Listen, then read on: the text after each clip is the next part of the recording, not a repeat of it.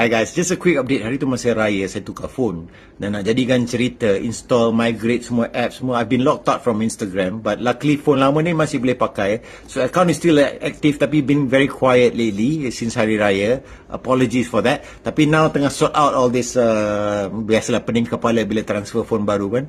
A few updates, minggu depan kira ada launch album baru kami berjudul Kaset. Kita dah lancarkan juga untuk physical sales online, pre-order, dan dapat jemputan khas untuk sesi meet and greet minggu depan. So hopefully dapat see you guys there. Lagi 2 minggu coming up, the big one, konsert Gen Crew, ada 3 dates. Hopefully semua dah dapat tiket masing-masing. Kita juga lancarkan konsert kami di Singapura nanti, end of June.